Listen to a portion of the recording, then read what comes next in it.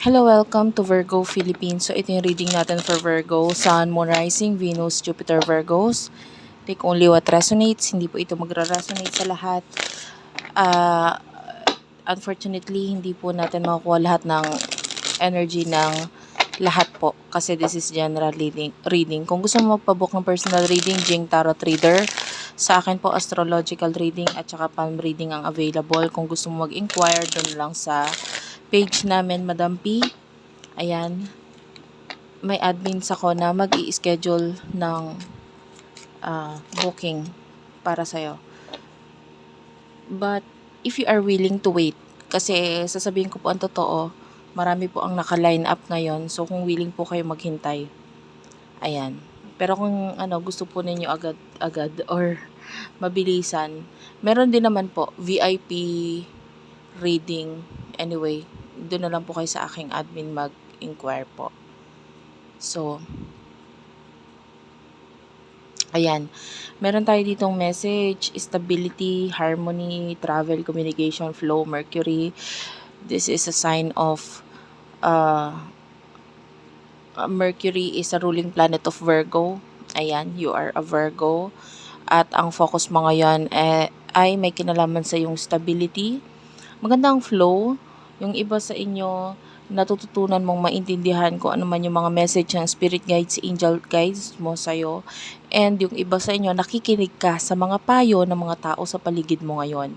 Alam mo kasi minsan, pag nagdasal tayo, pag humingi tayo ng tulong, hindi naman yun kung mo nagdasal ka, iyon na mismo ang sasagot. Minsan, pararaanin yung sagot sa'yo through signals, signs, dreams, at saka through your angel guides. Yan, angel numbers, and yung guide din dito sa mundo or sa lupa. Pwede rin naman na magaling yung guide mula sa yung iba mga simbolo, mga insekto, ayan, magpapakita sa'yo, nandun yung mga guides eh. Pero yung iba is through anong tawag dito? Through other people, no? Na pwedeng malakas din ang pakiramdam, nararamdaman na kailangan mo ng advice, or magugulat ka yung kaibigan mo biglang bibigyan ka ng advice, especially pagdating sa career. So, nakakita tayo dito ng mga advice or mga gabay na ibinibigay sa'yo, na ipaparating sa'yo. And I feel like ito, natututunan mong pakinggan ito. So, maganda yon. Lalo na kung yung magbibigay ng advice sa'yo is someone na matanda or mas marunong, mas magaling, at mas may alam sa nangyayari. At alam niya yung sitwasyon mo, pinagdadaanan niya yung sitwasyon mo. Marami na siya napagdaanan regarding sa sitwasyon mo, sa kanya ka makinig. Kasi mas alam niya kung ano yung mas mag-work out para sa'yo pagdating sa career. So, hindi totoo yung sinasabi nila na wala ka kasi sa sitwasyon ko. Dahil ang totoo niyan, yung mas may edad, sila yung mas marunong, sila yung mas magaling, 'di ba? Kaya yung mga experiences nila sa buhay ay ibinibigay nilang advice yon para makatulong din sa'yo, no? And then you do have here the present abundant. This is the person na kakonect mo. This is love reading, by the way. Okay, mahal na mahal ka nitong taong to. Venus is here. This is a planet of love and beauty. And this person finds you attractive. Sobrang nagagandahan na popogian siya sa'yo. And this person is focusing sa kanyang present moment, present situation. And I feel like this person is dreaming of you. You do have your messages. So, yung iba, kung wala kayong communication or connection ng taong ito, kasi may mga ganun, pwedeng yung mga bagay na gusto mo sabihin sa kanya is lumalabas naman sa mga symbol or message sa kanya na nakikita natin it's a dream kind of thing, no? Parang lumalabas as something na parang simbolo din sa kanya. Okay? And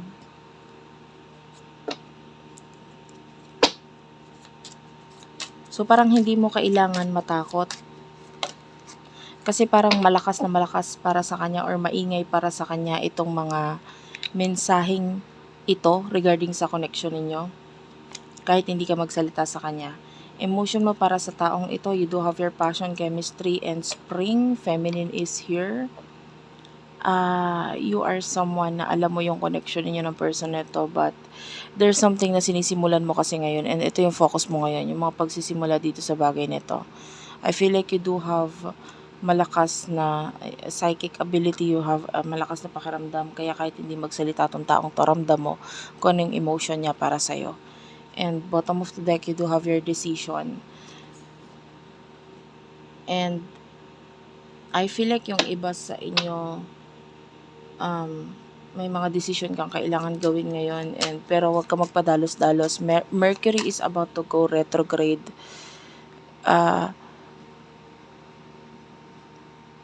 Kung hindi ako nagkakamali, 29. Ulyanin ako sa edad, guys, kaya wag kang if it's not 27, 29, ulyanin talaga ako sa ano, wala ako sa akin yung calendar ko ngayon. Unfortunately, nandun sa akin laptop. But my laptop is not here with me. So, kung hindi November 27, it's November 29. But you can check din naman, no, kung kailan yung pinaka Mercury retrograde. Dahil once na magkaroon ito, kailangan mong maglaylo pagdating sa mga kontrata, paggawa ng desisyon, lalo na sa mga bagay na sisimulan. Kaya nga, sabi ko sa'yo, kung ano man yung mga bagay na sinisimulan mo, kung ito yung may kinalaman sa career mo, makinig ka doon sa mga tao na nagbibigay ng advice sa'yo kasi sila yung higit na mas nakakaalam.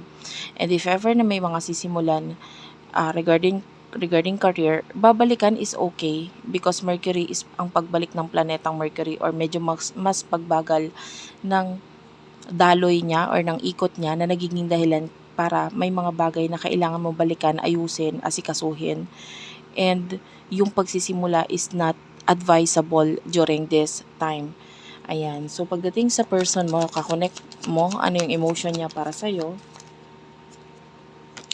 you do have your apology and spy watching. This person is watching you.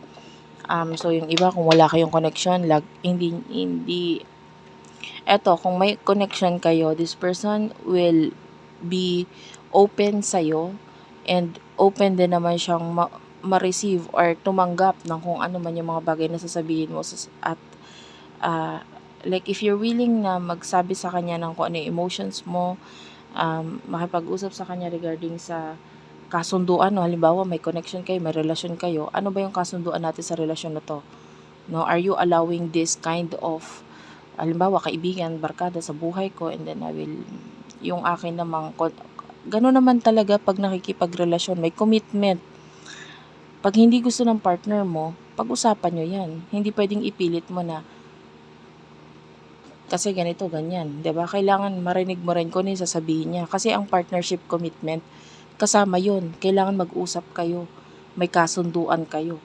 Kung hindi mo kaya doon sa mga gusto niya mangyari sa iyo, sa relasyon ninyo, hindi ka pwedeng makipag-commit sa kanya. Hindi ka willing makipag-commit sa kanya. Para saan pa yung commitment or yung relasyon? 'Di ba? So, pinag-uusapan yan. So, yung iba sa inyo kasi may nakuha rin akong energy na wala kayong connection, wala kayong communication. So, this person is watching you and this person wants to say sorry. Tapos, may mga bagay din siyang gustong ibigay sa'yo. So, what will happen in the near future sa connection na ito? Tell me, please, Spirit guides, angel guides. Take only what resonates, guys. By the way, you have to nakakakita ko ng mga evil eyes, guys. So, may mga naiinggit sa'yo. Okay, so focus on self-love. Reunion is coming. It's here para dun sa mga may pagkakalayo. Especially kung may soulmates, twin flame connection kayo. But, may mga bagay na sa ngayon kailangan mo ng aksyonan or gawa ng desisyon. And I feel like this could be on your side or sa side din niya, hindi natin masabi. Pero sa nakikita natin, yung pagmamahal, simulan mo muna sa sarili mo. Kasi kung gusto mo maka-receive ng pagmamahal mula sa taong 'to, dapat matutunan mo munang mahalin yung sarili mo, okay? And kahit sa pakikipagrelasyon, iba yung nagkakaroon ng growth yung relationship ninyo at iba rin naman yung nagkakaroon ka ng growth as an individual, 'di ba? Hindi puwedeng hahanapan mo ng growth yung partner mo kung ikaw mismo sa sarili mo hindi ka naggo-grow, 'di ba? Sarili mo muna. And ayan, you do have your party and this is in external. Magma-manifest na lang yung happiness, yung party is happiness, eh. Ah, sa external or sa buhay mo, ito sa harapan mo ngayon, sa nangyayari sa buhay mo, magma-manifest na lang lahat yang mga bagay na yan na gusto mong mangyari, makita, etc. Kung, of course, pupunuan mo muna yung mga bagay na nakikita mong kulang sa'yo. At hindi mo pwedeng sabihin na yung taong kakonek mo ngayon ang magpupuno nun. Dahil sa totoo lang, kaya mo naman yung punuan sa sarili mo. Okay? Thank you for watching. I love you all and bye-bye.